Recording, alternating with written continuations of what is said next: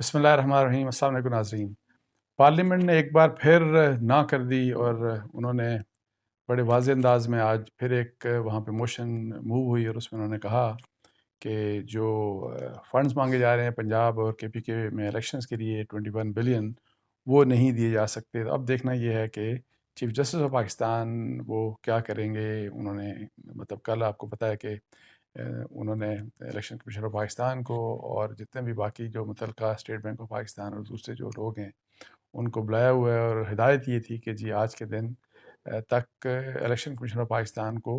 21 ارب روپے ٹرانسفر ہو جانے چاہیے تھے، لیکن وہ ٹرانسفر نہیں ہوئے۔ اور اس کا آپ کو پتہ ہے بیک گراؤنڈ آج جو امپورٹنٹ ڈیولپمنٹس ہیں وہ یہ کہ جی سب سے پہلے تو آپ کو پتہ ہے کہ جو کمیٹی تھی نیشنل اسمبلی کی کمیٹی فائنینس کی، جو کل بھی میں بات کر رہا تھا، انہوں نے ظاہر ہے یہ کہا کہ یہ اختیار صرف پارلیمنٹ کا ہے، اور انہوں نے کہا کہ جی یہ اختیار اسٹیٹ بینک آف پاکستان کے پاس نہیں، کسی کے پاس بھی نہیں، یہ اختیار صرف اور صرف پارلیمنٹ کے پاس ہے کہ جی اگر کوئی اس قسم کی اماؤنٹ ریکوائرڈ ہے تو وہ ریکوائرڈ اماؤنٹ سینکشن کرنا یہ پارلیمنٹ کے علاوہ کسی دوسرے کی ذمہ داری نہیں۔ تو وہ کیس ریفر ہوا، اور آج پھر سب سے پہلے یہ تو کیبنٹ کی میٹنگ ہوئی، اور کیبنٹ کی میٹنگ میں انہوں نے یہی والی بات دوبارہ کنسیڈر کی۔ آپ کو بتایا کہ الیکشن کمیشن کے اور اسٹیٹ بینک آف پاکستان اور دوسرے فائنانس منسٹری کے لوگوں کو بلایا گیا تھا۔ لاسٹ جو ہیئرنگ تھی سپریم کورٹ میں، جو چیمبر میں جو سنی گئی تھی، اور جس میں ان لوگوں کو یہ ہدایت کی گئی تھی کہ جی کچھ بھی ہو آپ پیسہ ٹرانسفر کریں، اور اس کی منظوری بے شک آپ جو پارلیمنٹ ہے وہ بے شک منظوری بعد میں دے دے گی، لیکن آپ پیسہ فوری طور کے اوپر ٹرانسفر کریں۔ وہ کام نہیں ہو سکا، اور اس کے اوپر ظاہر ہے بہت سے لوگ یہ بات کرتے ہیں اور کہ جی اب کیا کہ جی چونکہ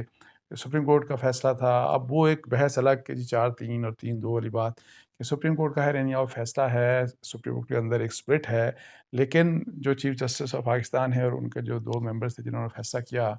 اب اس فیصلے کو صرف دیکھا جائے تو اس کو امپلیمنٹ کرنا ہے۔ تو امپلیمنٹیشن اگر اس کی نہیں ہوتی تو اس کی اگر امپلیمنٹیشن نہیں ہوتی تو پھر کنٹیمپٹ پروسیڈنگز ہوں گی۔ کنٹیمپٹ پروسیڈنگ کا جب بات کی جاتی ہے تو کہا جاتا ہے کہ وزیر اعظم شہباز شریف صاحب کو اپنی عہدہ جو ہے اس بار ان کو مطلب ہے کھونا پڑے گا، ان کو ان کی چھٹی ہو سکتی ہے، جس طرح پہلے یوسف رضا گیلانی صاحب کی نان امپلیمنٹیشن ہوئی تھی، انہوں نے امپلیمنٹ نہیں کیا تھا سپریم کورٹ کا آرڈر، تو اس کے اوپر جب ان کی طرف سے جب ان کی ڈسکوالیفیکیشن ہو گئی، ان کو پرائم منسٹر آفس سے نکال دیا گیا، تو یہی فیٹ ہوگا ان کا پرائم منسٹر کا۔ تو یہاں پہ اب چونکہ اس چیز کو پریمپٹ کرنا ہے، اس چیز کو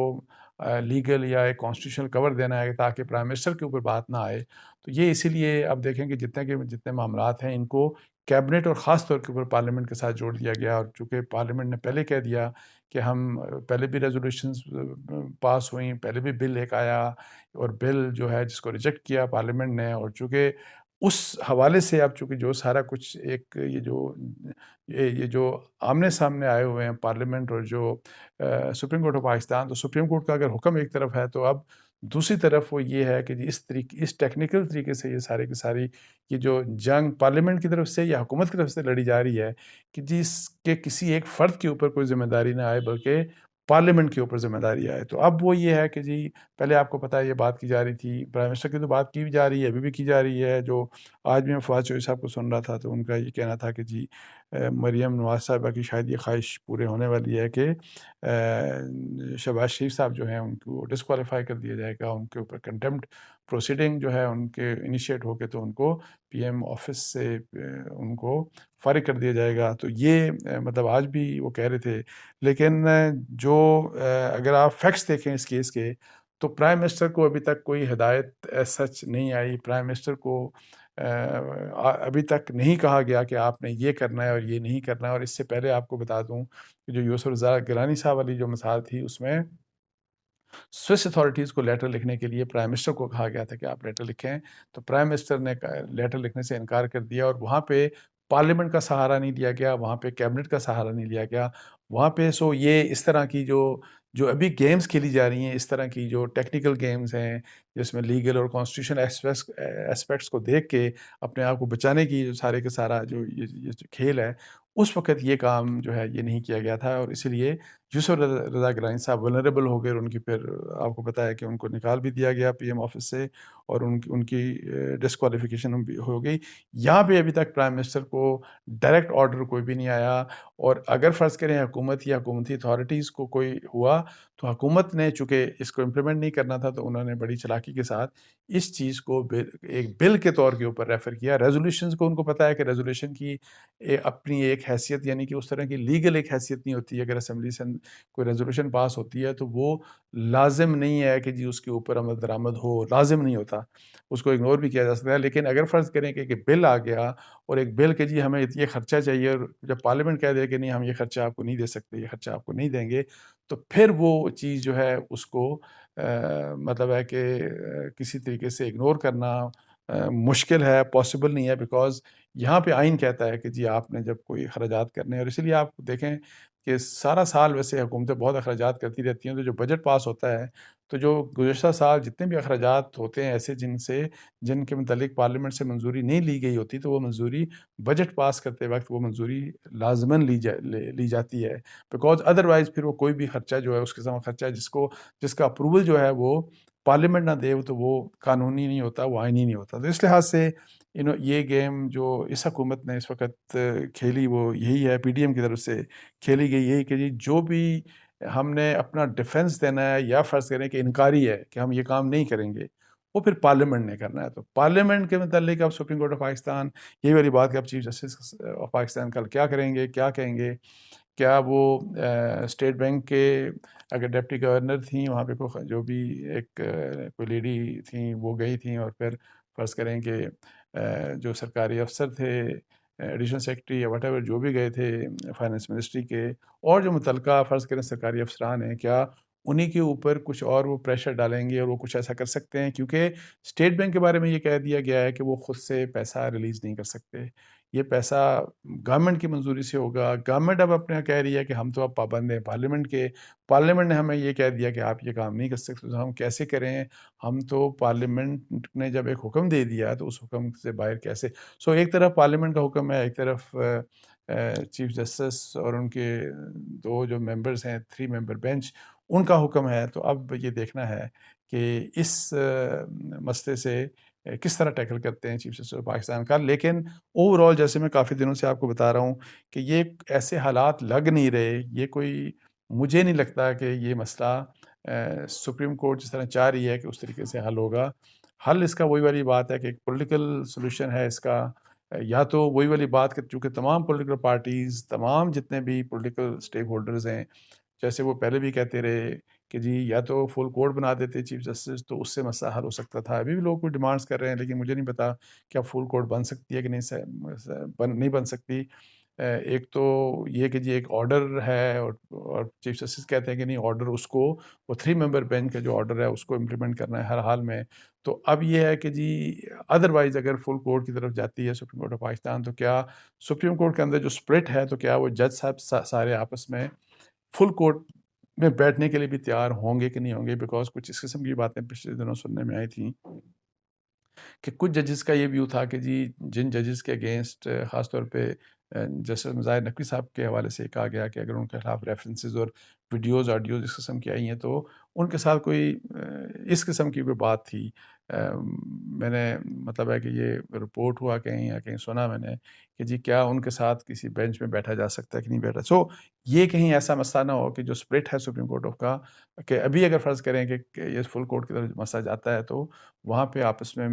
جج حضرات بیٹھیں گے بھی کہ نہیں بیٹھیں گے ایک ساتھ۔ لیکن اینی ہاؤ حل وہی بہت بہتر تھا، اور ابھی بھی اگر فرض کریں بیٹھنے کے لیے تیار ہیں تو ابھی بھی یہ حل ممکن ہے۔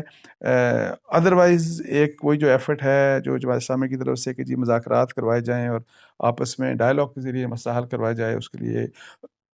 پرائم منسٹر صاحب سے بھی ملے، وہ عمران خان صاحب سے بھی ملے۔ تو اب ایک چیز سامنے آئی جو کہ جی شاید عمران خان صاحب نے ان کو یہ کہا ہے کہ اگر آپ میٹنگ بلاتے ہیں تو میں نہیں خود آؤں گا۔ عمران خان صاحب کہتے ہیں کہ میں ان کے ساتھ مل کے نہیں بیٹھوں گا۔ تو پھر یہ تو وہی بات ہو گئی کہ اگر عمران خان صاحب خود نہیں بیٹھیں گے تو پھر یہ مذاکرات کیسے ہوں گے؟ بیکاز دیکھیں جب پولیٹیکل ایشوز کے اوپر، جب اس طرح کے سیریس بحرانوں کے اوپر جب آپ مل بیٹھتے ہیں تو فیصلے وہیں کیے جاتے ہیں، اسی وقت فیصلے لیے جاتے ہیں. کچھ چیزیں ماننی پڑتی ہیں، کچھ چیزیں منوانی پڑتی ہیں، دونوں سائڈس کے اوپر بہت کچھ. سو یہ کیسے ہوگا کہ جی اگر عمران خان صاحب خود کہیں میں تو بات ہی نہیں کروں گا، نہ پرائم منسٹر سے بات کروں گا، نہ ان کے ساتھ بیٹھوں گا، نہ میں مولانا فضل الرحمان سے بات کروں گا، نہ آصف زرداری سے بات کروں گا، تو پھر کس طریقے سے یہ مذاکرات ہوں گے؟ یہ this is beyond my comprehension. Because second tier اگر وہاں پہ ٹاپ لیڈرشپ ہو دوسری سائڈ کے اوپر، اور یہاں سے عمران خان صاحب کی سائڈ سے وہ کہیں جی کہ میرے سیکنڈ ٹیئر کے کچھ رہنما ہوں گے، تو وہ کس طرح سے کیا کچھ کمٹ کر سکتے ہیں، ان کی کمٹمنٹ کے اوپر کس طریقے سے اعتبار کیا جا سکتا ہے، کس طریقے سے یہ مذاکرات چلیں گے، یہ میری ویسے مجھے نہیں سمجھ آتی. لیکن ہو سکتا ہے کہ یہ بات جو ہے مجھے کہ جی اگر آگے بات یہ چلتی ہے تو عمران خان صاحب کو یہ بات ضرور تسلیم کرنی چاہیے کہ ان کو اگر واقعی وہ نیگوسیشن کے اوپر وہ چاہتے ہیں کہ مذاکرات ہوں اور مذاکرات ہی بہترین حل ہے ان سارے ایشوز کے اوپر، تو ان کو اپنی یہ جو ضد ہے کہ میں ان کے ساتھ بیٹھوں گا نہیں، میں ان کے ساتھ ہاتھ نہیں ملاؤں گا، یہ والی چیز ان کو چھوڑنی پڑے گی. اچھا، دوسری سائڈ کے اوپر میں جو سن رہا تھا کہ پی ڈی ایم کے اسپوکس مین ہیں اور جے یو آئی سے تعلق ہے حافظ حمداللہ صاحب، تو حافظ حمداللہ صاحب کو میں سن رہا تھا وہ کہہ رہے تھے کہ جی پہلے تو جماعت اسلامی اپنی پوزیشن واضح کرے. آپ کو پتہ ہے کہ مولانا فضل الرحمان صاحب نے تو کل کہا کہ جی بات چیت نہیں ہو سکتی عمران خان سے، جو کہ میں یہی کہہ رہا ہوں کہ یہ ظاہر ہے، جیسے میں عمران خان صاحب کے کیس میں کہہ رہا تھا، یہ ظاہر ہے یہ رویہ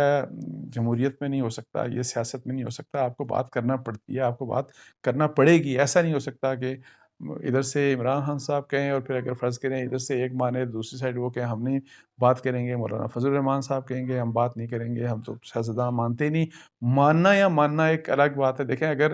جے یو آئی سے مولانا فضل الرحمان سے کوئی کیوں بات کرے گا، زرداری صاحب سے کیوں بات کرے گا، شہباز شریف یا نون لیگ کی لیڈرشپ سے کیوں بات کرے گا عمران خان صاحب سے؟ بیکاز ان کی اپنی فالوئنگ ہے. اگر کسی کی فالوئنگ ہی نہیں ہے اس سے آپ بات ہی نہ کریں، وہ تو مسئلہ ہی کچھ نہیں ہے. فالوئنگ جن کی عمران خان کی اپنی ایک فالوئنگ ہے، اور فالوئنگ ان کی بہت زیادہ فالوئنگ ہے. شاید ان تمام پولیٹیکل پارٹیز سے اس وقت ایز آف ٹوڈے شاید سب سے بڑی پولیٹیکل پارٹی ہے. تو جب اتنی بڑی فالوئنگ کہ آپ یہ کیسے کہہ سکتے ہیں کہ ان سے تو میں بات ہی نہیں کرنی، ان کے لیڈرشپ سے بات ہی نہیں کرنی. تو یہ کل جو رسپانس تھا مولانا فضل الرحمان صاحب کا، وہ ظاہر ہے اٹ واز ناٹ انکریجنگ. اور میرا خیال ہے کہ یہ رسپانسبلٹی ہے پی ڈی ایم کی جو دوسری لیڈرشپ ہے، زرداری صاحب کی، میاں نواز شریف صاحب کی، شہباز شریف صاحب کی، کہ مولانا سے بات کریں اور یہ سیریسلی یہ جو بات چیت کا جو مسئلہ ہے اس کو آگے